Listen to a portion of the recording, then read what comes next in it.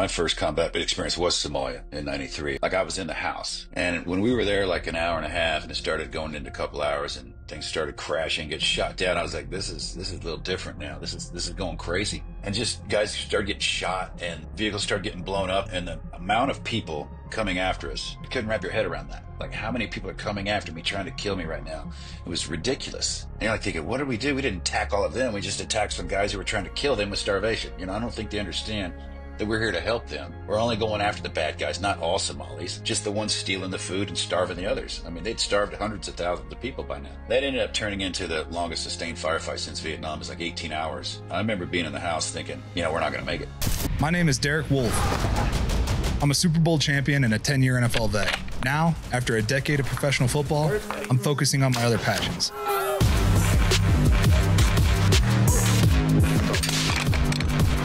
Hey everybody, welcome back to another episode of Wolfe Untamed. Today's guest is Tom Satterly. Tom has over 25 years of military service, 20 of those years being in the elite Delta Force. And he's got some really good stories. He was, recently, if you watch the Netflix documentary on Blackhawk Down, he's in that documentary and he's got some great stories and he runs a great foundation. Hope you enjoy it. Check this one out. All right, Tom, thank you, man. Thank you so much for making the time. I know you're on a tight schedule today, and it was actually worked out great that we were able to bump this back because I'm getting ready to leave for Belize this weekend, and I got all this stuff going on that I got to get done, and I got to get my gym time in. That's like my church. So yeah, envious, man. Heading down to Belize, that's pretty cool. Yeah, it's my first time down there, so it's my birthday and anniversary, so we always do a trip every year somewhere. Yeah, yours is coming up, isn't it? Like 5 days. Yeah. Nice. So where are you located? St. Louis. St. Louis, nice. Yeah, right in the middle. No, not really.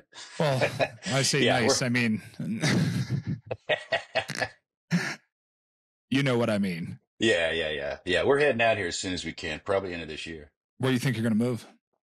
I think we're going to hit LA for a couple of months. My stepson and stepdaughter are going to get internships there, so why not move there first? And probably up to the northwest, probably Oregon. We're looking at Bend or Hood River, something like that. Have you looked at Idaho? I keep hearing about Idaho, man. I have not looked at it in depth, but I keep hearing good things about it. I say that because I'm like envious of anybody that gets to move there, because they say Idaho was like Colorado was 20 years ago. Oh, man. Colorado used to just be so awesome of a place to live, and unfortunately the politics have switched, and it's an uphill battle. They just they have an assault weapon ban that they just passed through the Senate, and now it's on the floor of the House. Man, we'll see how that goes. It's super probably not very well. It's not going to go over well. No, that won't work out for him this time. It's a giant waste of money to be doing stuff like that. But well, Tom, I want to talk about you. We don't need to we could talk about politics all day probably, but let's talk about you, and let's just start with your background. Let's start where you grew up and what led you to the military, and then we'll roll from there. Yeah, I grew up in Indiana, so much like here in Missouri. We probably made fun of Missourians. They make fun of Hoosiers, so I learned that when I got here. But yeah, that was just cornfield Tom growing up with no goals in life.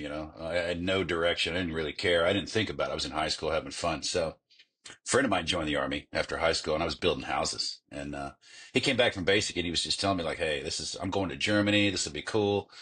Basic training wasn't that bad, and I immediately jumped on that dream right there. It was like one of those, I'll do that. You said Germany, I'll get out of the United States. I'll get out of Indiana at the time. So I joined that night, and I ended up leaving that was late summer. I ended up leaving in February the next year. I came to Missouri for basic training, and then I was off to Germany for 3 years. So my plan worked out. For the first time in my life, a plan worked out for me. So it got me out of Indiana. It's crazy because a guy, your buddy, is just like, "Hey, it's awesome. You get to travel the world. You should do it." Yeah.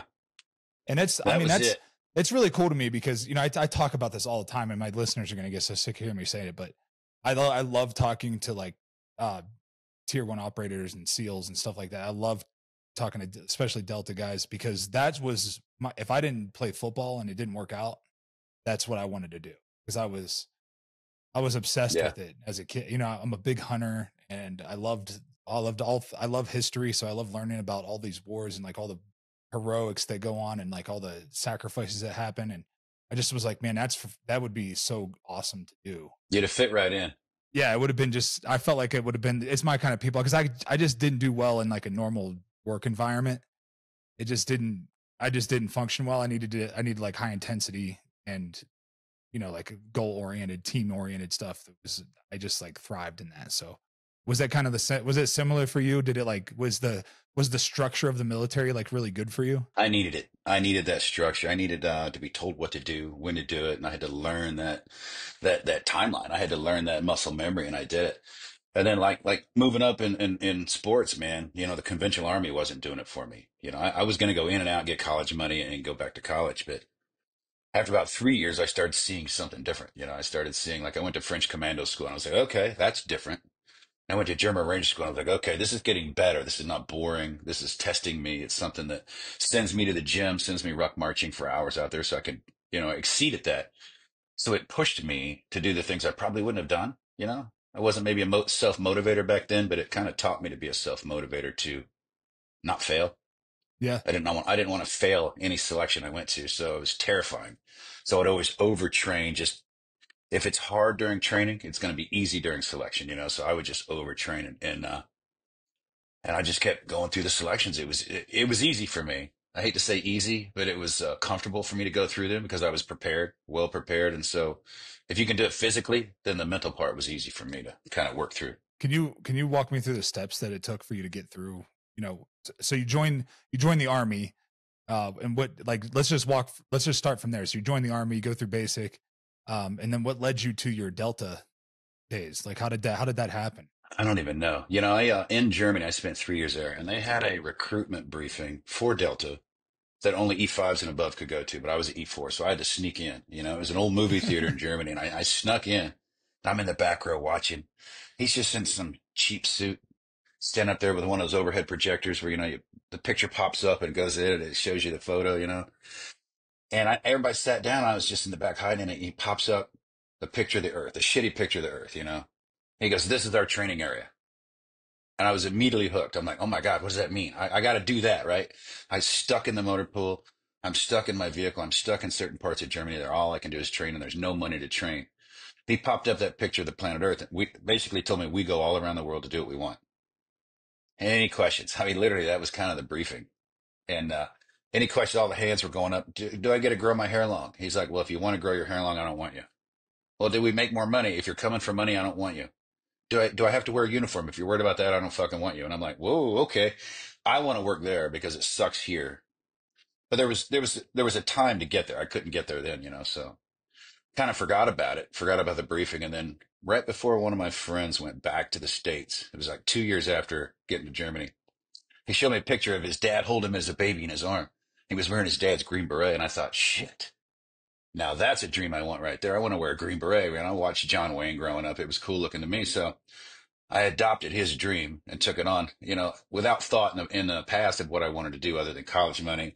And then it's getting cooler, and that's what I want to do. So, and funny, come out later, his dad was lying about being a Green Beret. So I took on a stolen valor dream. But I reenlisted in Germany, but they wouldn't give me, the Green Berets. They wouldn't give me that $20,000 bonus to join up for the Green Berets. So, why because I not? was missing, Why not? I was missing a school.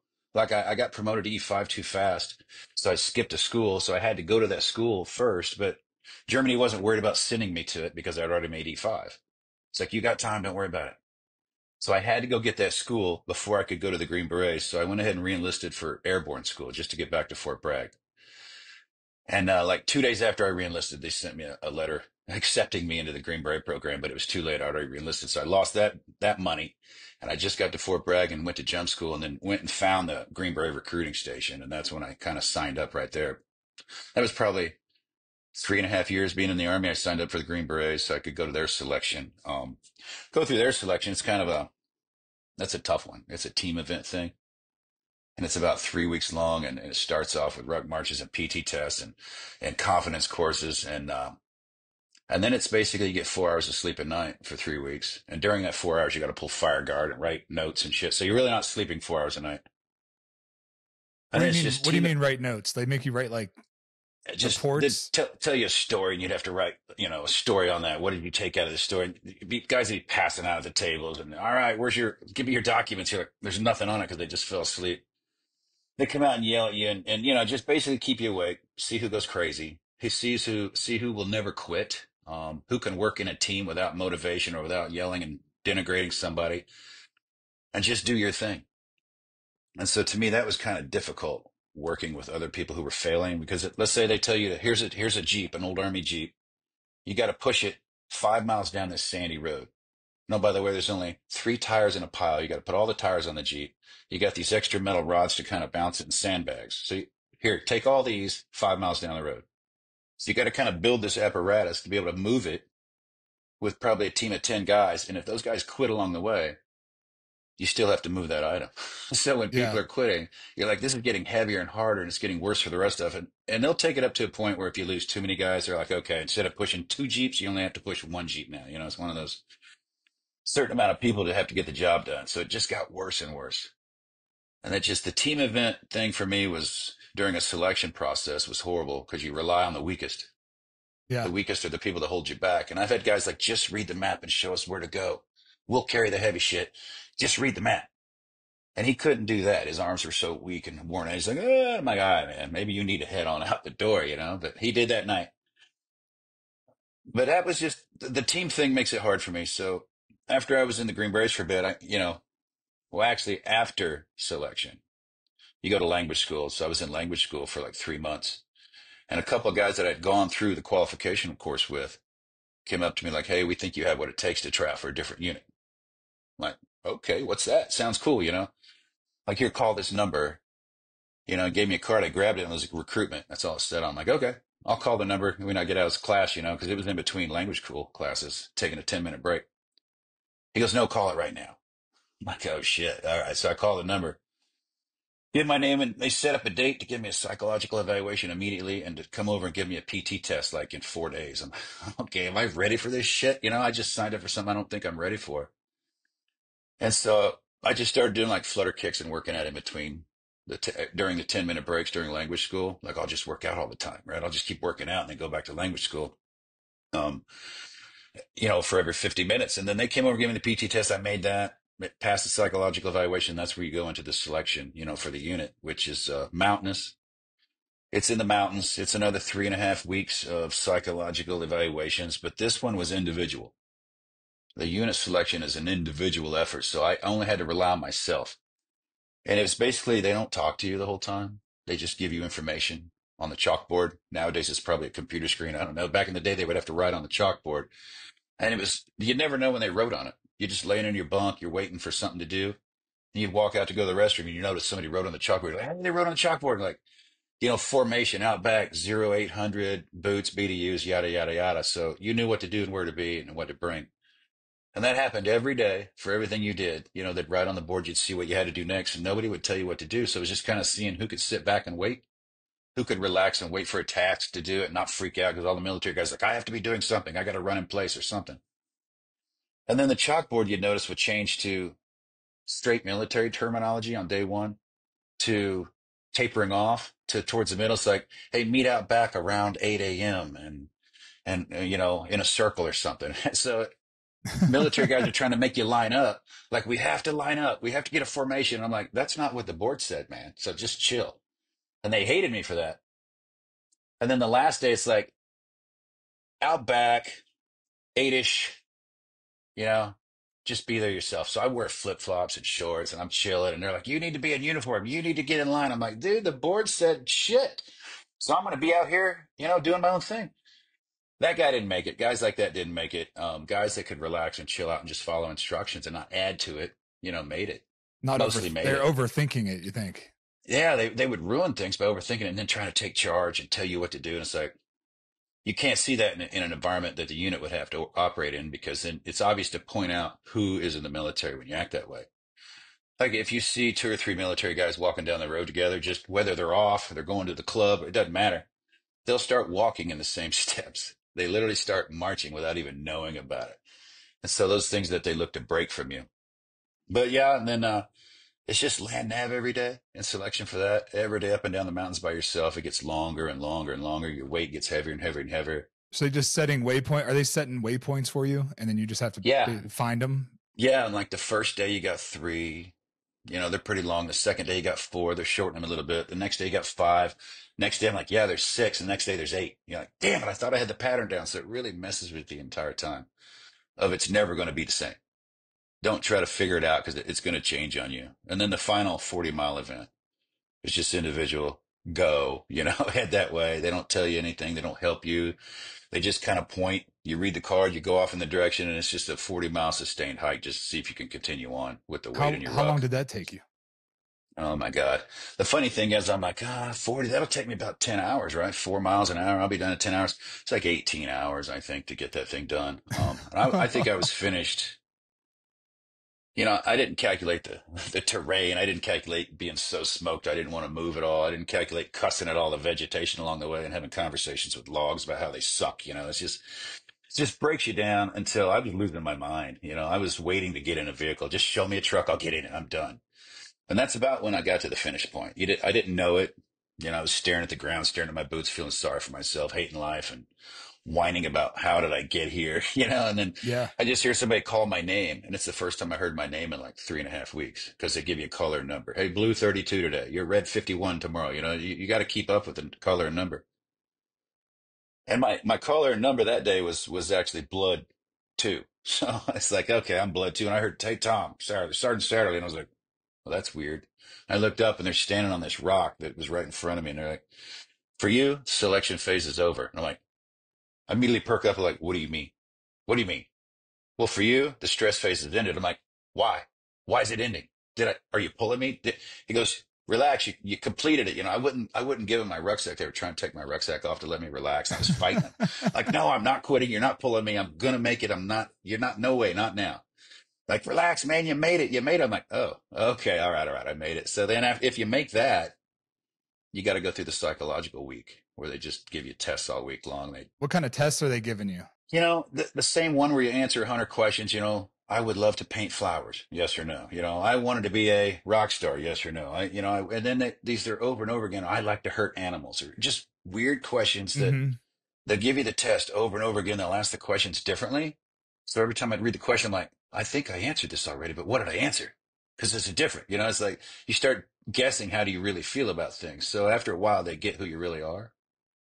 As you forget your answers, you start putting down the things that come to your mind and basically getting bored of the questions being the same. It's like, oh, Jesus, I said this already. And if you don't really pay attention to the question, sometimes it can screw you.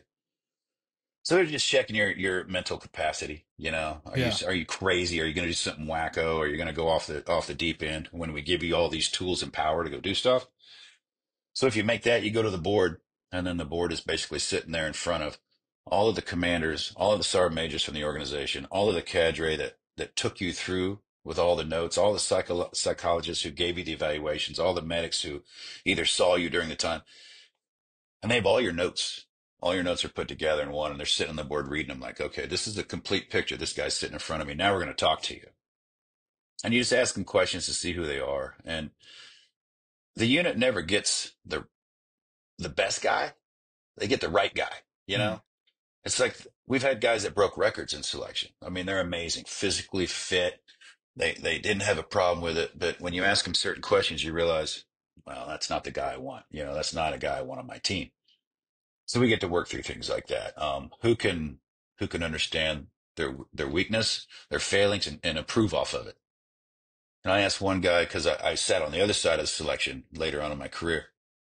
Had one guy that broke all the records, just every record on the planet, man. He was like, oh, he's the best at the 40 mile. He was the best at all the land nav. He did great. And it got to me and I said, I got one question for you. What's the most embarrassing or the worst thing you ever got caught doing? And what did you learn from it? And like when we're on selection on the board, we sit there and we'll ask you a question. And you don't get a second chance. You sit there until you answer that question. We sat there for 30 minutes. It was silent in the room. I know that guy was sweating, looking at his feet. And I'm like, he's looking for the best answer. He won't tell me the truth because I'd have thrown the truth out by now. Mm-hmm. So he's digging for the thing that he can admit that he doesn't think is too bad. And he ended up finally, after about 30 minutes of quiet, looked up and I got caught by my wife. And I'm like, here we go. Here we go. Looking at the J.C. Penney catalog panty section. And I stopped. I go, I'm done. I don't have any more questions. I'm done. And somebody's like, all right, thank you. Step outside. As soon as he shut the door, I go, I don't want him. I don't want that guy. And everybody's like, I don't want that dude. He can't admit the truth. He can't even admit to Yeah, it his took him 30 minutes weakness. to say that.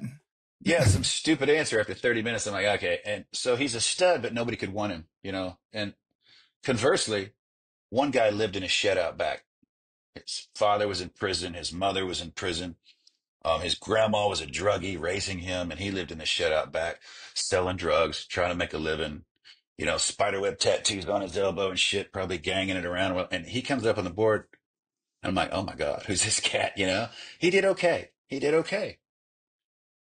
And he ended up talking about his life growing up, living in the shed, decided to turn his life around after making all these poor decisions. And so he joined the Rangers, and he, you know, he got better, and he saw the organization, wanted to make it. I'm like, all right, when's the last time you smoked pot? Well, when I was in the Rangers. I'm like, all right, well, I don't have any more questions, you know. Went out the door, and I'm like, I'll take that dude any day. I'll take that guy Mm-hmm. any day. He struggled. He's learned a bunch of shit. He's lived through the hell. Now he's on the other side of it.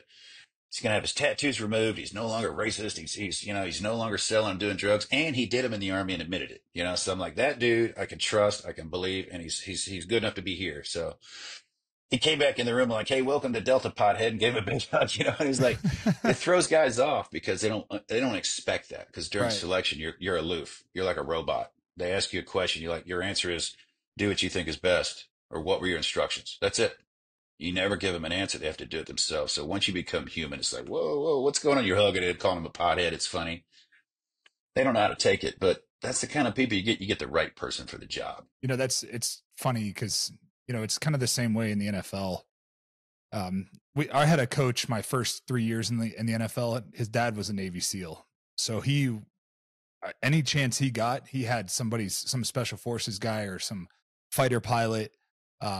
He would have them come in and talk to us and just kind of, it was always about the mindset, you know, Yeah. and about like the team mentality of like, you know, you're doing it for the guy next to you, and you have to be able to rely on the guy next to you. So Yeah. that was always like something that was dug into my head, even at a young age, but especially in the NFL, because this is like our livelihood now, you know, and if I can't trust you to know what you're supposed to be doing, and now I got to worry about me and you. And now we're not going to win a lot of football games. So I think Right. it's got to be very similar. You know, it's very important who you choose to be on these teams, because if they're not, and like you said, it's not about the best. Like a lot of these guys in the NFL are freak athletes, right? Yeah. But they're just not good teammates. You know, Right. like you can't rely on them to do the right thing whenever, or to play through a little injury, or to do this or do that, or like, you know, really sacrifice themselves for the guy next to them. It's hard to find guys that'll do that. So you have to weed them out. And, you know, that's why like through the process, through training camp processes like that, you see those guys kind of get weeded out, you know, that they might be freak athletes. And on day one, they're like crushing everybody. But after a couple weeks of, you know, banging into the same dude over and over again, you see them start to wither down, and then they just don't show up, you know, on those big plays, or they forget what the play is. And, you know, you get long runs busted on you and stuff like that. It's because somebody's out of position. Usually in football, especially at that high level, if a mistake is made, that's where you see like a big run. Like when you see an offense like bust a big run, it's because somebody screwed up, right? Because we're so dialed in and tuned into those run plays that if everybody's in position, they're not going to get it's going to be like a 2-3 yard gain at most, right? That's just how it always goes, right? But when something big happens, it's because somebody was out of position and wasn't doing their job. So that was like, I never wanted to be that guy. You know, I just never wanted to be the guy that let everybody else down, because, you know, it takes 11 guys to do this, and everybody's got to do their job. So I don't know. I just like to relate that for people, because it's very relatable, and it's like it was like these really unbelievable athletes, these guys that were freaks. I mean, freaky weight room guys, freaky athletic, like 300 pounds, can run a 4.67, you know, like it's just so fast and strong. And then as soon as things got hard and they're a little bit tired and a little bit weak, you know, the saying is fatigue makes cowards of us all, right? Yes. And you see that the cowards will come out whenever things get tough, and they make excuses and lie to themselves, and, oh, the coach didn't like me or this and that. And they always make an excuse. But at the end of the day, you just weren't the right fit for the team. And maybe you'll fit in somewhere else, but not here. That's exactly at the unit or special ops organizations. Hey, you're great here, or you're not great here, but you'll do really well over here. You're not in trouble. You just can't be here. It's selections, training camps, things like that weed out the people that show up, like you said up front, and they're amazing. Yeah. Those are the poster children, but as soon as they have to do the real work, like, oh, there's more than I thought. I just want to look good. Those are the self people, I think, the ones that look good for themselves, the one that, hey, look at me on the field. I want all the catches. I want the easy shit. But as soon as you pop them in the face or do anything hard or they struggle, they start to wither away. Yep. And like you said, if you're doing your job, and you're doing a great job, you don't have to worry about the left and right guy. But if they start screwing up, now you can't do your job fully. You're kind of doing theirs and yours at the same time. And then the big mistakes, like you talk about, happen, man. It's the exact same. Yeah. And it's just heightened. The awareness is heightened at your level because you guys it's life or death with you. I'm just playing a football game, we're taking it. As football players, we're always like, we treat it like we're going to war. Like that's like our, that's our mentality. The mentality, man. That's the mentality is like, we're going to war with these dudes. Like, let's go. But you're really going to war. Like, so it's life or death. We play the Super Bowl every day. Every single day. Yeah, every single day. It's do or die. It's like we're either coming home or we're not. And whether you come home or not probably is a huge reliant on what kind of team you've put together. A lot of guys will get out and then go do the contracting work with OGA or other government organizations to make money. And now they find themselves standing next to a former cop or a former regular Army guy, conventional forces who also got hired. It's like, I don't have my team. Friends are getting killed doing that. Jump up and run towards the enemy, and everybody else ran the other way, and you're alone. So you're used to people running with you towards the enemy, So it's those contract jobs that get you killed.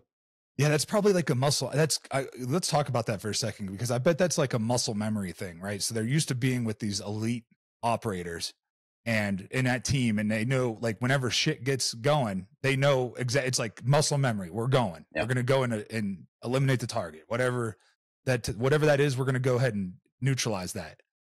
And then and then next thing you know, you're by yourself because everybody else, they're not trained that way. Right. I mean, that's really a dangerous situation to put yourself in for money. It's horrible. I did it for a couple of years, but not in combat. I did contract work in Amman, Jordan, so it was training their military to be special operations. Picking a team was easy for me because I just needed Green Berets to teach, other military, and that's what they always did. But I didn't take those contract jobs where you get shot at. You have to go shooting in combat zones because the money I made the same money, not in a combat zone, just doing training. I was done with combat zones by the time I got out. It was like, well, you did you had a lot of combat experience. Yeah, I've had my fill. And if I entered a room, I'm like, who wants to get in a firefight? Whoever jumps up wants to go in a firefight with me. I'm like, I want the rest of the guys that don't want to go. Yeah. Because you know what it's like. I'll take you guys because you know what it's like. Because if you're anxious to get in a firefight, you've never been in one. Yeah. Not a real one. You've made noise maybe, but you haven't been in a real firefight and realize that they're trying to kill you too. I mean, yeah, we're going to go get the enemy. Well, they're saying the same shit. Yeah, we're going to go get those Americans and kill them. And they mean it, right? And some of them are more ballsier than we are because they don't give a shit if they die. And their life sucks anyway. So it's good. That's funny that you bring that up because, I just watched the new docu-series that they put on Netflix from the Blackhawk Down operation that went bad. And it's just interesting to get the perspective from the Somalis. Yes. It was really interesting to see those dudes were determined. Like they weren't going to be denied, and it was like the one fighter, that one Somali said, shooting that chopper down was the best day of my life. When you hear things like that, you're like, you're the bad guy. And you're like, wait a minute. We're doing the same thing to you. You're doing the same thing to us. It's just, it's war. It's just leaders telling people to go do stuff for them. And we go and do it. And like, you're the bad guy. It's like, really? I was always interested to hear the other side. I'm glad when they told me they were talking to people on the other side. Number one, I'm like, how do you find them? How are you going to find them? There's no system over there to find people. And two, it was, what's your safety like over there? Because there's still a civil war. It's still horrible in Somalia. But hearing their story, we used to joke about when you get into situations where it wasn't the bad guys, but you thought it was the bad guys, and we joke later like, well, he wasn't an insurgent, but he probably is now, because you roughed him up and he hates you now, and now he's going to be an insurgent. Just like that guy telling the story, had the Marines smack me and embarrass me. So I went and joined up right away. I'm like, man, we just created another guy to go against us because you mishandled the situation. And mishandle, it's a hard word. It's very stressful, right? It's very stressful. You don't know who's trying to kill you. You don't know who's lying to you, Right. who's going to come over. And so you can't be friends with everybody. You got to be, pretty stern with people and they don't like it, but that's for protection. So it's just one of those trying to get used to the situation you're in, working with the people and listening to them, how they wanted to come kill you and how it's victory or death. And I'm like, yeah, we're all screaming the same battle cries. And they don't have the technology, but they had the home turf. They had the home turf. So they knew exactly the alleyways that we didn't know. So it took a bit to get out of there that night. Hey guys, I want to talk to you about one of my favorite sponsors, Juniper Mountain Coffee. Coffee without compromise. You're getting high quality coffee without the high prices. This is an American company that stands behind their values. They stand behind their coffee. These guys make some of the best coffee I've ever had. It's a coffee I drink every morning. Juniper Mountain Coffee works directly with the farmers, paying fair wages, and that way you have no middleman. There's no BS, no garbage. You're getting high quality products. So go check them out at junipermountaincoffee.com. Let's talk about just like some of your deployments and some of your because you have so much combat experience, and then I just want to talk about some of that if you're okay talking about it. I don't want to Yeah. force you into anything, but let's talk about like your first experience, and then we'll talk about some of the things that you learned in that first experience that kind of carried you through the rest of it and kind of kept you alive. Yeah, I got lucky. My first combat experience was Somalia in '93. And it was one of those, like I was in the house of that documentary that they just did with Netflix. Talk about, I was in the house that lady was talking about, her house, and her husband was there and those kids. Um, That was a rough night. We did 5 hits prior to that, and that was kind of what combat was to me. Like, we made some noise, we shot at people, but none of the guys got hurt. When you got back, you're telling stories like, "Did you see this shit? You see the way that was crazy with this kind of stories?" But that's kind of what I thought combat would be, and I think that's what most of the guys there had been in combat like that, right? Just shooting back and forth. You always win the day. You're home in an hour. I mean, it's over. And when we were there, like an hour and a half, and it started going into a couple hours, and things started crashing, get shot down. I was like, this is a little different now. This is going crazy. And just guys started getting shot, and vehicles started getting blown up, and the amount of people coming after us was just you couldn't you couldn't wrap your head around that. Like, how many people are coming after me, trying to kill me right now? It was ridiculous. And you're like thinking, what did we do? We didn't attack all of them. We just attacked some guys who were trying to kill them with starvation. I don't think they understand that we're here to help them. We're only going after the bad guys, not all Somalis, just the ones stealing the food and starving the others. I mean, they'd starved hundreds of thousands of people by now. So you're always wondering, why is everybody mad at me? And we're just going to go get our people in the down helicopter, and we're going to get out of there. So I'm like, all right, just get out of the way. We'll come in, we'll get our people, we'll get on out of here, and you can have your city back, And we weren't having that. So that ended up turning into the longest sustained firefight since Vietnam. It was like 18 hours of just constant battle back and forth. And I remember being in the house thinking, we're not going to make it. At one point, I had asked my team leader when he came in to check on me. I was a young kid, at the time. I wasn't in charge of shit. My job was to run around and break stuff and shoot people. And he came in, I'm looking to him for guidance. I'm like, hey, the convoy's trying to get to us to rescue us. I could hear gunfire for hours and hours. You could hear the convoy getting closer, going farther away. You could hear different weapons shooting at it. So you knew they were taking a lot of fire. And I said, hey, do you think they're going to make it here? That's the time you insert a motivational speech. Well, they're always going to get here. We'll always win the day, and just do your job. He just looks at me and shakes, he's like, I don't know. And he turned and walked out. And I'm like, well, shit, that's motivational. And so that's kind of at the moment where I thought, well, wow, okay, he's experienced. I'm not. And he didn't know. So I just kind of relented to the fact that that's it for me. That's it. So I'm going to do as much damage. I'm going to save as many of my friends as I can. Let's do it. And so I kind of calmed down for the rest of the night with that. Lots of close calls, man. I mean, it's in my book. I'm kind of done talking about the close calls in detail because it kind of really takes me back. But lost a lot of friends that night. And I remember going through the whole night not knowing the gravity of it. I'm just in my house, and I'm only seeing my battle. And so I don't know what's going on across the streets other than I know there's gunfire going on. And so when we get back, we finally run the Mogadishu Mile.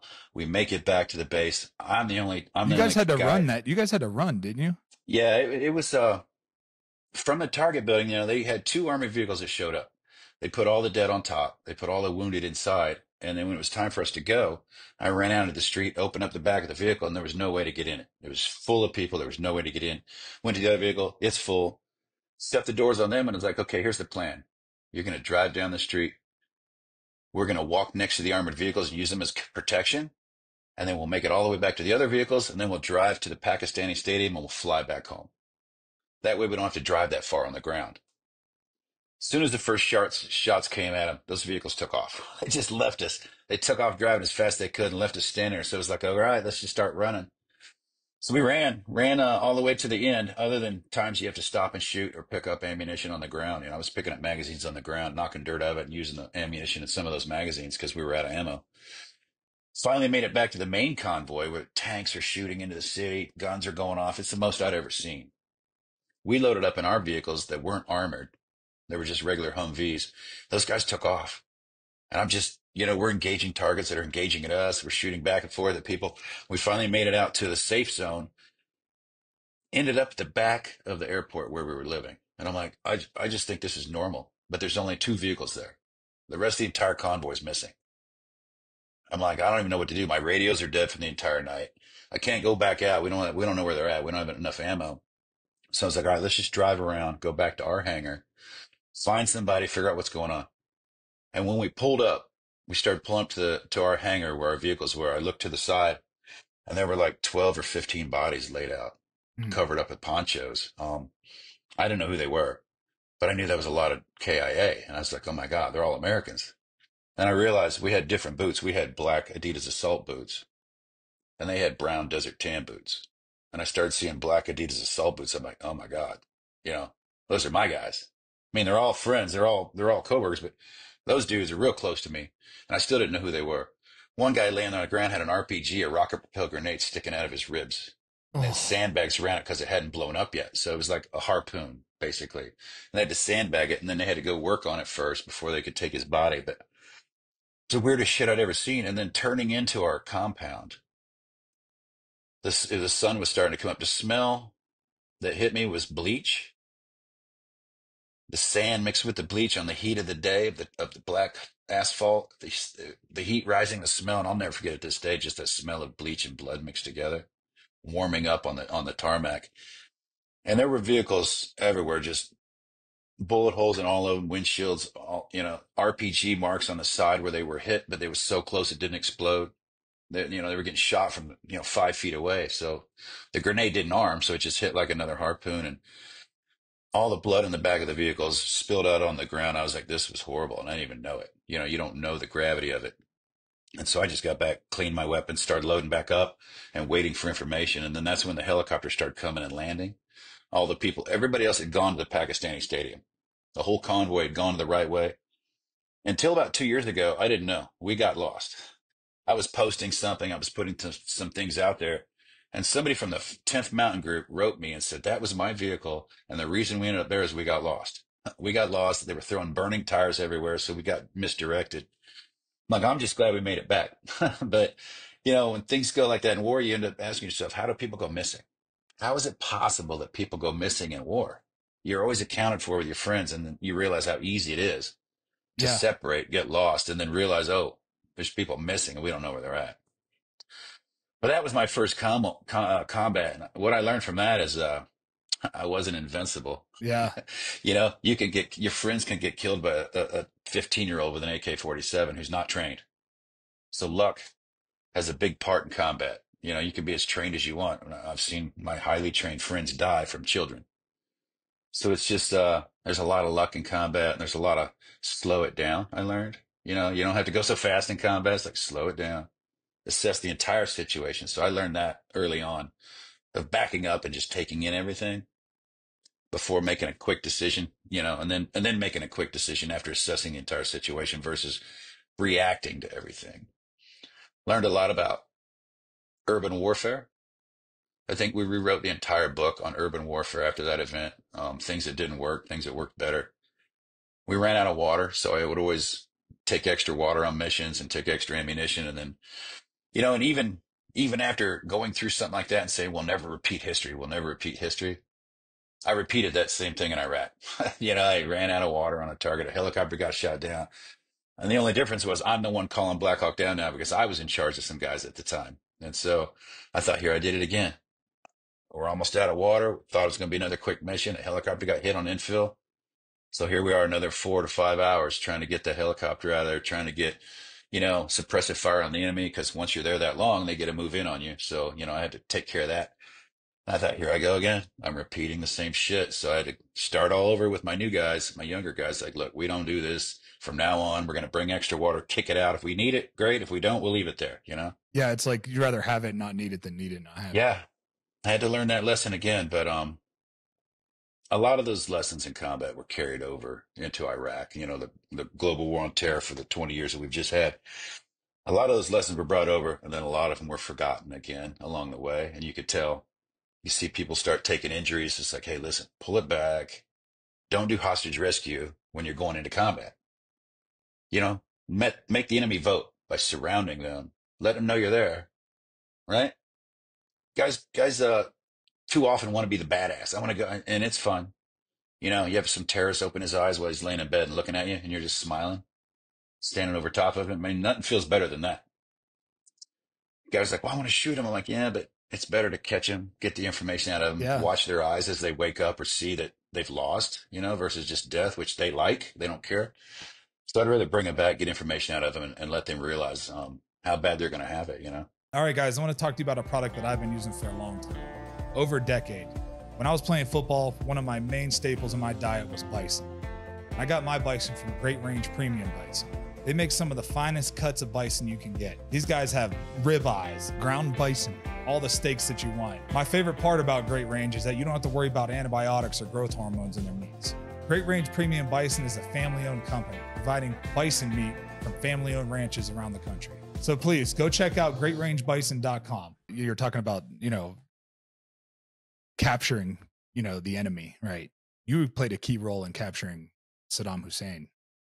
So, I mean, I know your book probably, you probably talk about it in your book, but I'd like to hear that story if you're cool telling it. I mean, as you could just summarize it however you want, but to me, man, that's just like super badass to me, Yeah, the detailed one's in the book, but I can summarize it with it's not as exciting as people think. We were chasing the guy for a long, long, long time. Different techniques to figure out where he's at, who's watching him, and he stayed pretty hidden. I mean, he kept his tight circle of just a few family members or friends from his clan or his tribe from back in the day, and he was up north. But one night in Baghdad, we'd gone on some hits and we came back. We're laying down. It's like, okay, it's time to get some sleep. The sun's about to come up. And they came in like, hey, we got a guy that's in town. He's one of Saddam's handlers. He's doing a meeting in town, and here's the house. I'm like, really? Really? Chasing Elvis again. We called it Chasing Elvis, right? We'll never find the guy. Load up, went and do the hit. And as we're rolling up to the target, I saw some guy walking down the street. It's late. And why is the guy walking on the street? And I just happened to take notice of what he was wearing and where he went. He went into like 4 houses down from the target building. I didn't see where he came from. I just saw him walking, and I noticed where he went in. We went up and hit the target building. There was really nothing there. I mean, there was nothing in there. Nobody we were looking for. So we started to leave, and I told one of the teams, like, you know what? Go down to that house with the red gate. Go inside. There's a dude that was wearing a black leather jacket. Go find out where he was coming from. Go grab him, bring him down. They go down there, and they take down that house. And thank God they didn't shoot him. He was hiding underneath a mattress in that house with a plastic AK-47. It's just a toy. They flipped up the mattress, and there he was. And they didn't shoot him because they recognized in time that it was a toy. Grabbed him, brought him back, and told me what happened. So I tried to talk to him a little bit. He wasn't giving up any information. So I just sent him to the big boys. All right, you're going back. You're going to talk to the professionals. Hours later, I go to bed finally. All my boys are asleep. Hours later, they come and wake me up like, hey, we got a Saddam hit. I'm like, we just got off a Saddam hit, man. There's enough Saddam hits for the night. No, it's the guy you caught. He's his handler. He knows where he's at. I'm like, bullshit. Let's start talking, So you just stop believing people. Yeah. It ends up looking better and better. It's up into Tikrit. We have a troop up there. I'm the troop in Baghdad. There's another troop up in Tikrit. So we load up our vehicles and we drive up to Tikrit. They're up there driving people around. He's pointing stuff out. The guy we caught, he's pointing out buildings and stuff. So they're making the plan, and that's their area. So they get to pick which target they're going to go to. There's two targets. There's a fishing camp, little farm at the end of a dirt road, and then there's a house in town that has his cook. He loves fish. So I got stuck with a cook. My troop got stuck with a cook in town. I'm like, really? I brought you this dude. Now you're going to give me this shit target. And they're going to go to the fish camp. So they go to the fish camp. We go to the in town target. Took it down. There's some old guy there. He's so frail, but that's supposedly the cook. And then there's babies everywhere and a couple of women. And it was weird. It was one of those weird homes. And this guy's faking a heart attack now. He's, I'm telling the medic, keep him alive. And somebody comes out, he goes, there's a freezer in the back and it's packed to the top with fish. It's all fish. And I'm like, that sounds pretty fucking good. This guy finally admits that he knows where Saddam is. And I'm on the radio calling my boss, like, hey, I'm taking this guy. I'm going to strap him to the front of the vehicle. He's going to point where we're going. We're going to drive there. We're going to grab Saddam. He's like, return to base. I'm like, I don't think you understand what I'm telling you here. This guy knows where Saddam is. He's going to show us, and I'm going to keep him alive long enough to figure out where we're going. He's like, return to base immediately. I'm like, you asshole. So I get back. I tell my guys we're returning to base, and they're yelling at me. I'm like, listen, man, we got to do what we're told. Go back to the palace and to Crit. And I finally see my boss, and I go up to scream at him. He goes, shut up and come here. Points his finger at me and just wiggles his finger around to follow him. And I followed him into a room, and there was Saddam sitting. Right as I walked in, he's down to the left with his little salt and pepper beard, handcuffed in front of him, and he's got a beard or a leaf sticking out of his beard. I'm like, so that's him, huh? That's dirty Uncle Fester. He looks like dirty Uncle Fester. That's not a leader of a country. And that's when he spit on me. I was like, all right. Well, you'll be dead soon anyway. All right. I look at him, I go, you'll be dead soon anyway. I turned around and walked out, got my photos, and that was the end of that. On the way back, we're driving back. Everybody's passed out in the vehicles. It's like a 2-hour drive. Everybody's passed out. I'm staring at my boss who's sitting there and he's all happy and shit. I'm like, why are you smiling, man? He goes, it's not over. We just caught one dude who wasn't doing anything anymore anyway. Now we got to go to the next guy. And they're all foreign fighters. They're worse anyway. The foreign fighters were worse. He's like, well, I don't have a recruiting problem anymore. Like for a short amount of time, my guys won't leave because you've been at war for so long already. It was just picking up. Guys were deploying over and over again. And some guys getting tired of it. And so once you finally capture somebody big that you've been looking for, it's like a motivational thing to keep going at times. So he's like, I don't have a recruiting problem anymore, so I can relax a little bit. Because he's always trying to keep people in, because it's kind of a tough job. So everybody's like, oh, tell me the Saddam story. I'm like, yeah, I add a little bit more in my book, but it's every time you capture somebody, there's somebody else to go capture. There's always somebody that's moving up or taking over. And like Saddam or bin Laden how worthless was he by the time they got him? How worthless was Saddam by the time we got him? They're not being effective. So we just get him as a show of force, to kind of break the will of the enemy. My leader's gone now, plus, they wanted Saddam gone. They were afraid he was going to come back in power anyway. So that's why they ended up hanging him. But you chase those leaders for that. But like I said, the foreign fighters were the worst. They were the most vicious, mainly because they'd come over to help the jihad. They'd take their passports and say, you can't leave now. So now you have to do this. So they were kind of forced into doing a lot of that stuff.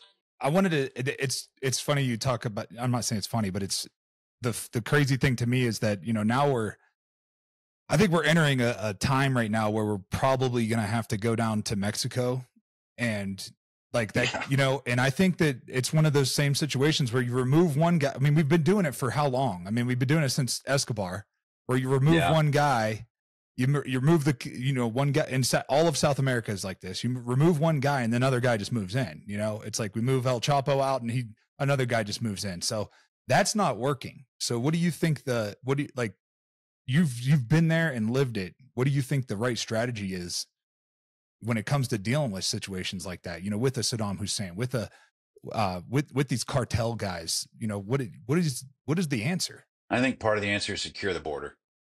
That way there's less places for them to come in. I mean, there's so many ships coming into ports anyway, so many airplanes flying in anyway. Yeah. I mean, drugs get in. If you're going to kill leaders, you got to kill leaders down several levels, like Israel's doing overseas. They're killing, I got your leader. I got your next leader. I got your next guy. Next. It just shovels them. I mean, when you go down so far, you typically groom people under you to move up. You're grooming them. They know what's going on. If you die, I can step in pretty much. I got it. You go down far enough, people don't know what they're doing. right? You get down to the little workers that just run around and they run drugs or they grow drugs or they, you get the finance guy too. You got to get the finance guy. You always chase the money because if there's no money in it, nobody's going to do it. Right. So if they're losing their money, there's no reason to do it. The risk isn't worth it. But going after the leaders, I'm sure we know where most of them live, simultaneously taking them out from multiple cartels, working with the Mexican government to find out who's taking what there, it's a vicious gang to try to fight. You have to take it full bore. They'll kill you in a second. You're going to have to wear a mask. You can't talk about doing any of it or they'll come get you because they have long memories, man. They don't give a shit. They'll make an example out of you right in America on TV. So they don't care. They've got those criminals that have nothing to lose. Yeah. There's literally nothing to lose. So they're like the jihadists who, they want to die to go to heaven. These guys, they don't care if they die because their life sucks so bad. And if they go back, they'll get killed anyway. So why not try? You have to take it to them pretty tough. I think we're going to have to take it to them pretty hard. But we're going to have to be smart about it because it's going to be long and the American people are going to get sick of it, and it's right on our border. And then they might counter because they have a lot of money. They have a lot of equipment that they can use against us as well. So it's not going to be an easy one. But yeah, if the will of the American people can hold out long enough for loss of life and disruption of other things, we might be able to put a dent in it. But that's a big financial industry. It's hard to stop something that big. And I think there's a lot of corruption within that, in both governments. I think our government and I think that the Mexican government as well, they're both like profiting off of this. At the end of the day, there's 100,000 Americans dying every year because of the fentanyl that's getting pushed across the border. Yeah. So that's more than any other war that's ever. There's never been such like they're poisoning America, and there's like an epidemic going on, and everybody's playing like the politic card where like, oh, well, you can't just deport everybody and do this and that. It's like, well, we have to do something. We can't just allow this to keep happening. You can't. They're getting the fentanyl from China, and China's like just giving them as much as they need to pump it over across our border. So. And we know some advice that like a good idea that I heard, from another guy that was a military guy, that he said that he thinks that we should do like set up like a demilitarized zone 50 miles in on the Mexican border, so that now we've moved the border. And that makes sense to me because like as a defensive lineman, the way you win the down is to set a new line of scrimmage. And it's just that simple. So if I knock this guy backwards, now I'm like causing chaos and disrupting their plan completely. Cause they have these tunnels that they've dug that are 50 to 200 mile long tunnels. Yeah. We got to push in and set up a demilitarized zone and work. And I think that you have to weed out all the politics. It just starts at the top, man. You have to weed out all of the dirty politicians and all of the 3-letter agencies who are using that money to fund NGO organizations and running guns. And I mean, I'd like to see where all their weapons are coming from. It's so easy to get weapons around the world. What's sad is if there's no money in it, we don't pay attention to it. Mm-hmm. Big war, there's money in big war, right? There's big money comes from the government, but in a war like against cartels, it's not going to be that big. They're not going to make that much money. If they can find the money and confiscate it from the cartels, it might be interesting too, right? But honestly, it's hard to get our government or anybody in a political, environment to do anything when it doesn't benefit them. Yeah. Where's my slice of that pie? I mean, you can't tell me they make hundreds of thousands of dollars a year and then next thing you know, they're worth $20 million. Yeah. Yeah. Gee, that's easy. Or like a Dick Cheney or, even on like they built a $200 million road in Afghanistan that led to nowhere. Yeah.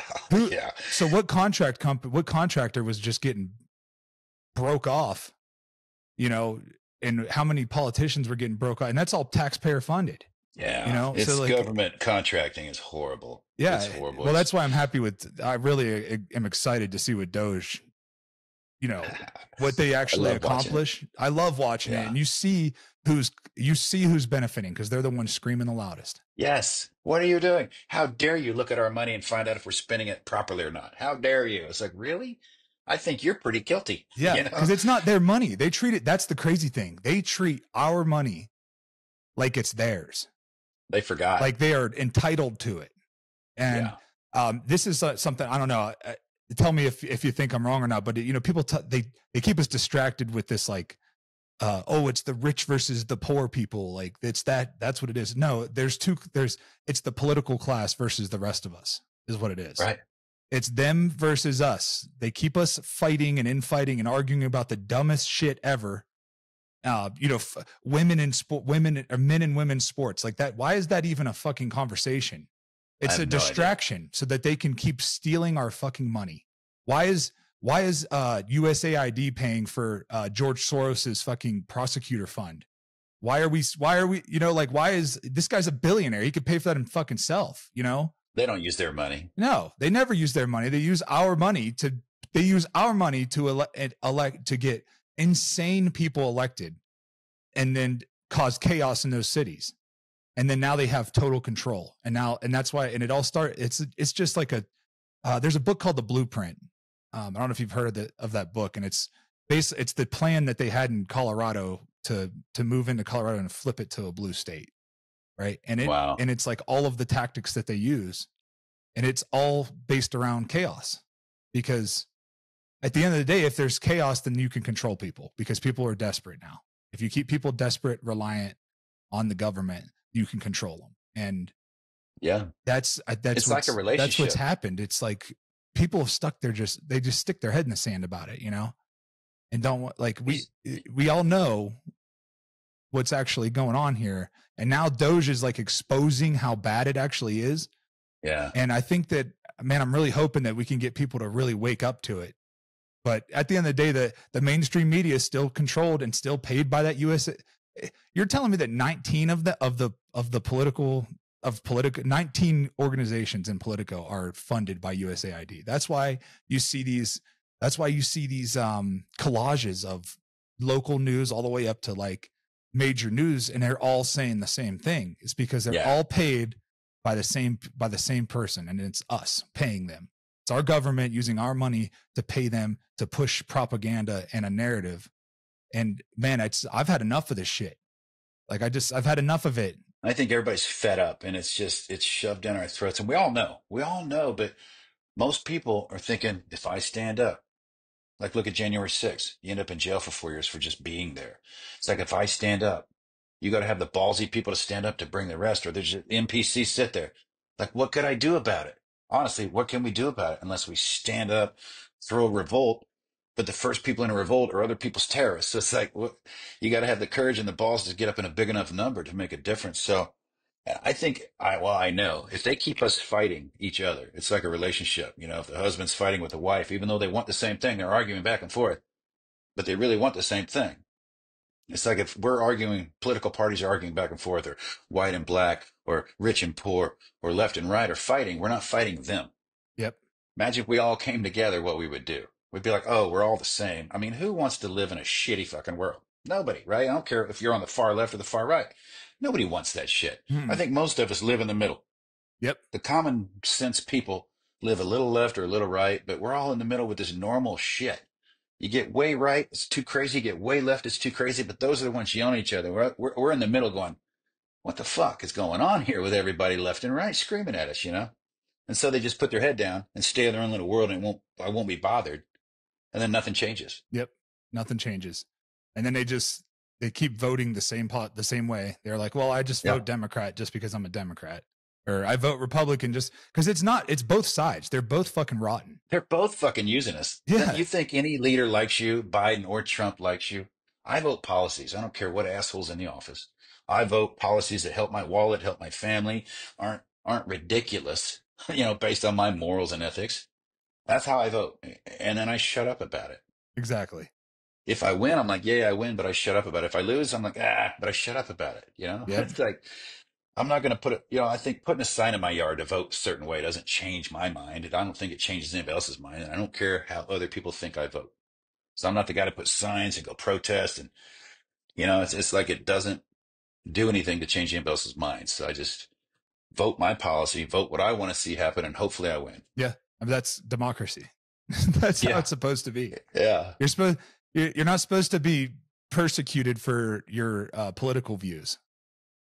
You're not supposed to be like, and that's the thing. Like you said, most people are in the middle. And if people could just have a conversation about it, like when I have a conversation with somebody who's pretty far left, if they're open to just like an open dialogue in that conversation and they don't take everything as an attack, and they just like, Right.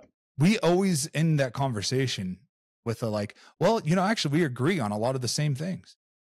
Like there's some things that we don't agree on. And then maybe like, yeah, I can understand your side there and why you think that's important. And I get it. I don't agree with it, but I get it. But at the end of the day, most of the shit that goes on, we agree on, and we want the same things. And it's just like, if we would stop screaming and yelling at each other, because every time you bring up a good point I always say like a good liberal is going to be somebody who, no matter what the truth is, they're going to scream and yell. They're just going to freak out and scream and yell and throw a fit. And it's like dealing with an 8-year-old, Yes, it is. It's like dealing with a child. I have small children, so I get it. Like whenever I tell them no and they don't get their way and they freak out, guess what? I don't reward them for doing that. Right. Right. You don't get rewarded for throwing a fit. Like you have to That's our problem. Take action and express what is really going on. Don't just freak out about things. Like that's not the way to handle anything. If you can't convey it, you shouldn't probably be so happy about it. I mean, What's your why? Tell me the why. Like if I ask somebody, what do you think about the border? Do you want an open border? No. Okay. Then why are you freaking out about kicking people out of the country? Because they're looking for a good place to live. Okay. Entry points. But it takes too long. Okay. Number one, sorry. Number two, if it takes too long, attack the process. Attack the process with a closed border. You know who's coming in, but fix the process. Don't just let them come across the border and then vote without an ID, but make me have an ID for everything else. It's just, there's no fairness to it. It was ridiculous. So I couldn't understand their end game. What's your end game? To get more votes? You need more votes for you because if you let them in, they'll like you. That's what I think it was. It was they were just trying to flip, and that's why you saw them shipping them to places like Springfield, Ohio. And there's probably places in St. Louis and where just a ton of they'll dump 25,000 migrants in there because they're trying to flip elections. It's George Soros. And people think my wife tells me, she's like, you got to stop saying this out loud. And I'm like, George Soros should be like treated as a treasonous traitor. Yeah. And he should be treated as such. Him and his son and Uma Abedin, they should all be treated as such, as traitors. They are absolute traitors, and they've tried to cause chaos and loss of human life. And, even though maybe a lot of them are good people, right? And have good intentions, but not all of them are there for the right reasons. And not all of them are going to be successful. So they're going to resort to the crime, right? They're going to resort to that so they can survive. It's a survival tactic. So they're going to resort to robbing and stealing. And then you have like the other side of it where you have like just prisoners being released in Venezuela and sent over here. That is insane. That's honestly ridiculous. Insane to think that we allowed that to happen, and we just sat by and let it happen. Where everybody now we're complaining about shipping them back. Yeah, now they're like, "Well, we can't ship them back. You can't split up these families and this and that." And it's just like, well, that we have these natural disasters that happen in America, and citizens who live here, pay taxes here, and are functioning members of our society. They literally lost everything, every possession they had and everything they've built and all the equity they had built in their home, everything is gone. And you say, well, here's a $750 check. Sorry about your luck. Yeah. Yeah. That's some out of touch shit right there. And then meanwhile, some slappy comes across the border and they give him $2,000, a cell phone, and a place to stay. And it's like, I don't understand it. Yeah. A nice hotel. I don't either. I don't know why people pay taxes and it goes to somebody else. I mean, I'm glad we're looking into that now. Yeah. I'm really glad we're looking to where our money's been going, about billions already. I think the IRS, they talked about 4 trillion. Yeah. That's ridiculous. They said that $4.7 trillion a year goes missing. That's ridiculous. Well, that's how much money we have. That's how much money that they're taking from us. Yeah. That's how much money they're stealing from you. Like they're just robbing us of and that's why when they talk about billionaires don't pay their fair share, like how do they get to these $1 trillion numbers if billionaires aren't paying a fucking hundreds of millions of dollars in taxes every year? It's hard to get to trillions. It's hard to get to trillions. Hey everybody, this episode is brought to you by Black Buffalo. Black Buffalo's nicotine pouches do not contain tobacco leaf or stem. What they do contain is a ton of flavor, and they're packed with pharmaceutical grade nicotine. The magic of Black Buffalo is they discovered a way to make cured edible green leaves behave like the texture of tobacco. And they add food grade ingredients for industry classic flavors. You're in good company if you roam with the Black Buffalo herd. The business was built by dippers with decades of smokeless tobacco use. They manufacture their tobacco alternatives with respect for those products that came before them. Bold flavors, full pouches, metal lids, and a brand that stands for something, American. Their products are also proudly endorsed by brand ambassadors such as MMA Hall of Famer, Cowboy Cerrone, NASCAR champion, Brian Blaney, rising country star Larry Fleet, and Rob O'Neill, former U.S. Navy SEAL Team 6. So if you're 21 and older and you consume nicotine or tobacco and you want to join the Black Buffalo herd, head over to blackbuffalo.com to learn more. You can order nicotine pouches online and they ship directly to most states. Or you can check out their store locator to purchase pouches at thousands of retail locations around the country. Black Buffalo, an American brand, pouches worth respect. And then you think, okay, why are they sending $86 million a week to the Taliban? A week. We got to maintain our equipment. Yeah. Yeah. A fucking week, man. Like we spent 20 years fighting these people.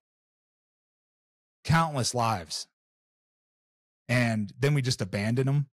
We abandon the people of Afghanistan and we pay the Taliban. It's unbelievably embarrassing. And how can we expect anyone to trust us again? Right. How? They scream, get out of their country, get out of the country, get out quick. I'm like, we're still in Japan. We're still in Germany. We're in South Korea, right? We were at war with them. We've been there ever since. It's working out, right? It's working out for both sides. It would be the same. We have to stay in places that we're trying to help longer. It takes a long time, even if they don't like you doing it because they don't understand it. But once you start getting the processes down, the government up, the security of the people, they'll realize it's better that way. Yeah. But it takes time to do that. It takes a generational change. Mm-hmm. Kids are born and you got to raise them in a better world. Some of them don't. Then more and more kids are in a better world. Next thing you know, that's your life and that's what you're used to. Because once you get freedom, it's hard to go back. It's hard to take it back from people. Yeah. Oh, absolutely. And then now, to me, I mean, the amount of people that we left behind over there, the amount of Afghanis that were just trying to help and doing and sacrificing literally everything, putting their family's life at risk, and then we just leave them. Yeah, it's sad. We just leave them there, and now we're. What's going to happen whenever we need to go back? Because it's just going to create a vacuum. Yeah, we'll have no friends over there. Yeah, nobody's going to want to help us. The rest of the world doesn't trust us, probably. No. Just watching that. Why would what they? about me now? Yeah. Why would they trust us? Like, why? Like that's like, Zelensky and Putin with their bullshit going on over there. Yeah. Zelensky's basically telling Trump to fuck off with his deal. And it's like, what's the other option, buddy? Yeah. I think he better watch his, I don't know. I think it's a different regime and he needs to learn that lesson. You don't talk shit to the country that's giving you all your ammunition. Everything. Yeah. Hundreds of billions of dollars we've sent them. We're paying their retirement funds and shit, We're paying. That's the other. You want to talk about what's crazy about, like, think about a 360-year-old getting Social Security. You've got like 1,600 people that are over 200 years old. Where the fuck are these people at? I want to meet them. Because for how long were they getting that money? And how long has that been going on? And I think it's been known that Social Security fraud is like the oldest trick in the book. Like, a lot of people do that, that kind of fraud. They commit that kind of fraud. But This is like unprecedented. And what is it, Hanlon's razor, where it says, don't implement malice where incompetence will suffice. Yeah. Yeah. I think, is it incompetence or is it like genuine? Is it incompetence? I don't know. I think it started out that way, and then I think people realize and they start keeping things, and then status quo, right? You gotta. I don't want to lose that money. I could just act like. I mean, once you get away with something for so long, you forget you're getting away with it. Yeah. And somebody comes and busts you, like, oh shit, I forgot I was. I didn't know my bank account was that much. Right.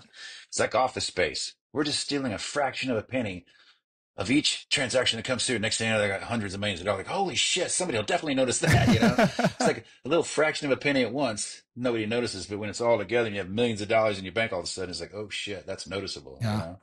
Yeah. I think they let it happen like that. And then the insider trading that goes on with, that's why there needs to be term limits in Congress. Like there needs to be a lot of change in the, Yeah. And somebody it's nice to hear it from somebody who's like fought for this, you've really fought for this. And, to me, you're an American hero. So it's just nice to hear your point of view on it. So, let's fast forward to retirement. What kind of pushed you into retirement? Pain. Yeah. Pain. I had done it long enough. I had probably same. 7 surgeries. Yeah. And I'm like, I love the job, but shit, it's getting boring because I'm moving up, sitting at a desk, no longer kicking indoors. And by the way, I'm too frail and in pain to kick indoors and keep up with the young guys. So I reached a point where I realized I can't outrun the young guys anymore, so it's time to let the young studs run ahead of me and help guide them along the way. And I just, when I got out, it was just, I couldn't get out quick enough by the time I finally got out. I got to 19 years and I was like, one more year. And they pulled up a bonus, you want some extra money? I'm like, yeah, if I can do it in Iraq, I'll do it tax-free in Iraq. That way I keep all the money. And so I did it. And as soon as I did it, I thought, I got 6 more years now. I owe 6 more years and that money wasn't worth it. So when those 6 years were up, I couldn't run fast enough to get out. So you did 25 years. Yeah. Yeah. And I did 20 in Delta. So that was 20 years of getting beat up straight and going everywhere in the world. Losing spouses to it. It was just, it's either me or the unit. I'm like, well, I did put a lot of work in over here, so it was just, young decisions of I worked so hard for this. I can't give this up. Yeah. And then retirement, probably a week later, I was in Amman, Jordan, working, starting up a new program over there that lasts about a year and a half until they took the money or the money dried up. Whoever stole it, I don't know. And that's when I came back to the United States and I just tanked. It was like, what am I going to do now? What do I do with my hands now? I'm no longer playing the Super Bowl. I'm no longer with the boys on the team. I don't know what they're doing anymore. They're gone on without me. I just started drinking and laying in bed and sleeping all day and staying up all night watching TV and drinking. And then I'd go do contract jobs, and got sick of that. Met my wife while we started up a special operations training company. We were training guys to go overseas. Like, here's all the special ops guys. Here's what we saw in war. My wife would film everything. I would put them through it and manage all the guys that ran these scenarios, right? And I'd have Afghans, I'd have Iraqis, they speak in the language, run around and just putting them through scenarios that we've seen in war. IEDs, suicide vests that would blow a hamburger all over you, if they went off in time. So it would teach these guys everything they needed to know.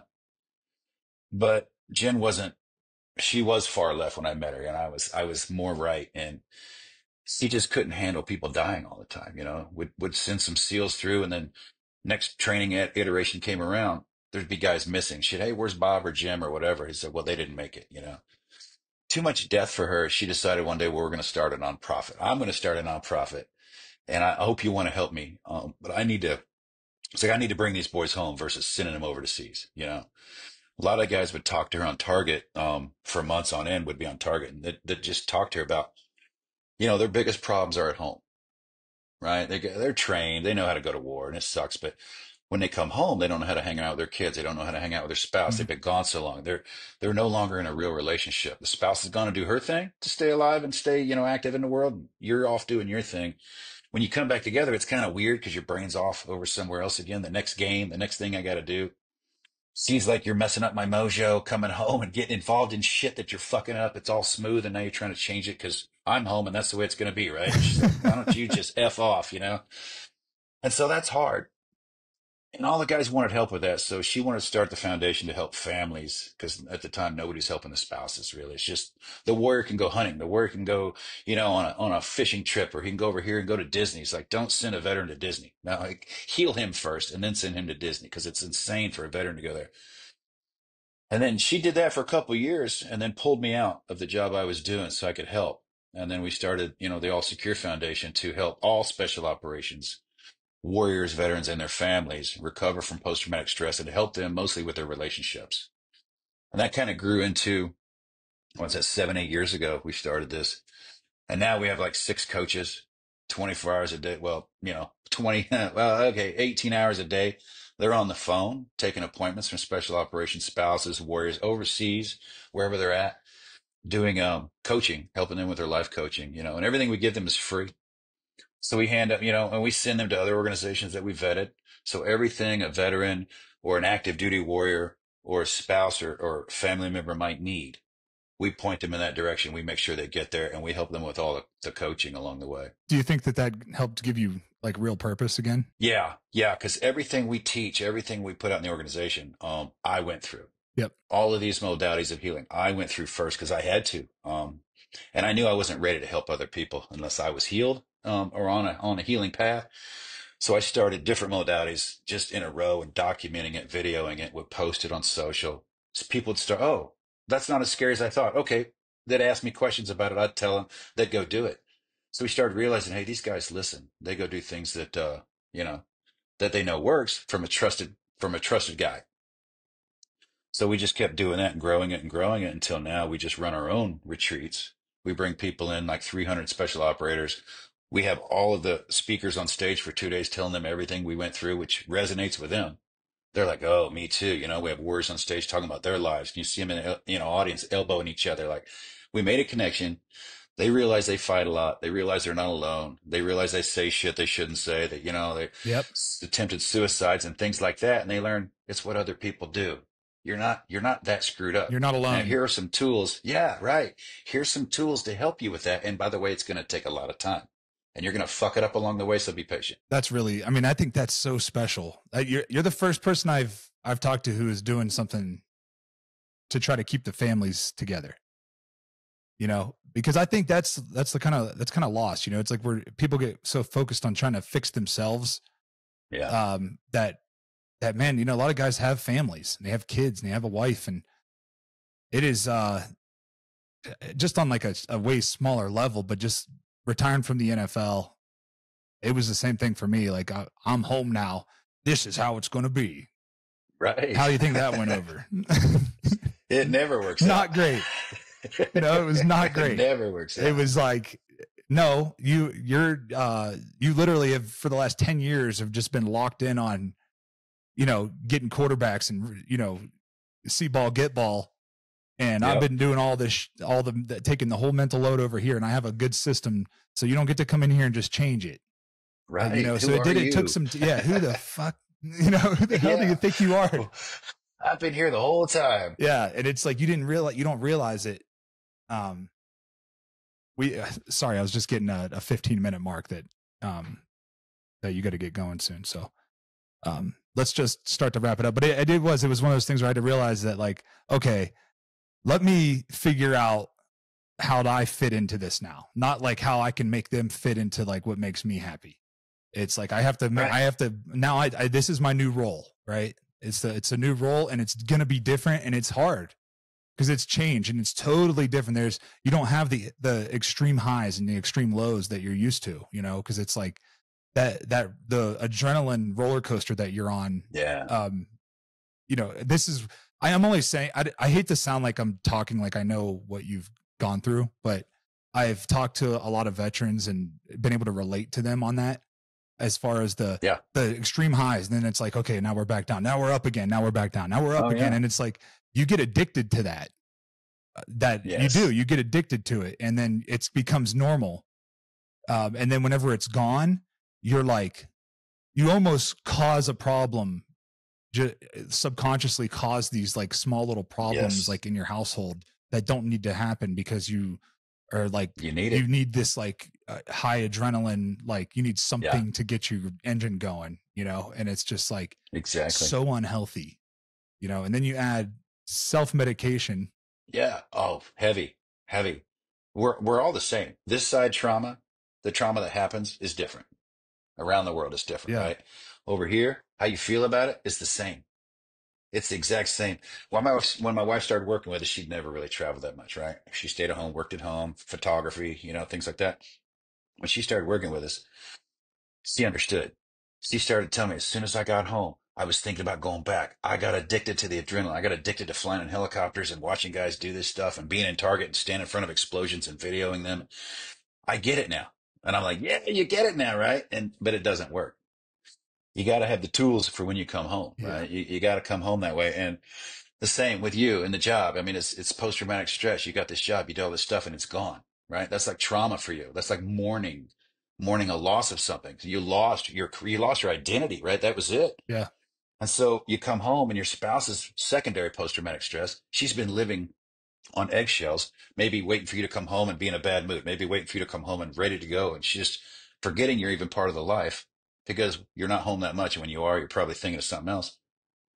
So she's got secondary post-traumatic stress from your behavior. So when you come together, it's like, my wife's like, I don't know how to act around you because I think you're going to get mad. So even when I start getting better, I'll say something and I mean it kindly. And she's like, yeah, but, and starts arguing. I'm like, whoa, hey, that's the old Tom.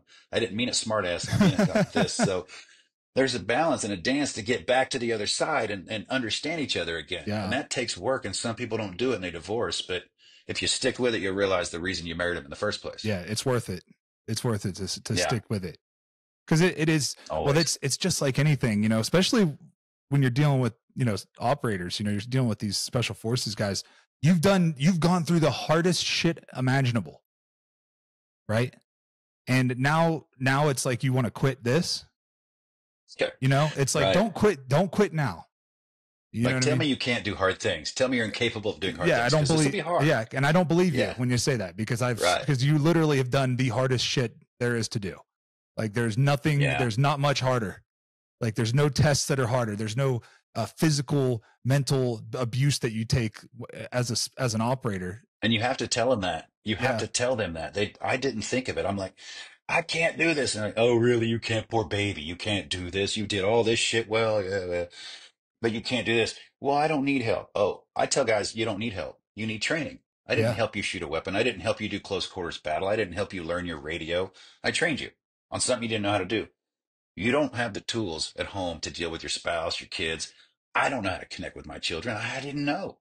I needed the tools. I needed trained on how to do it. So we tell guys, we don't help you. We train you. We give you the tools. We show you how to use them. You practice, you fail. We show them how, and you finally, your new muscle memory is home, tools, start to fight. I pick up on it. Stop it. Yeah.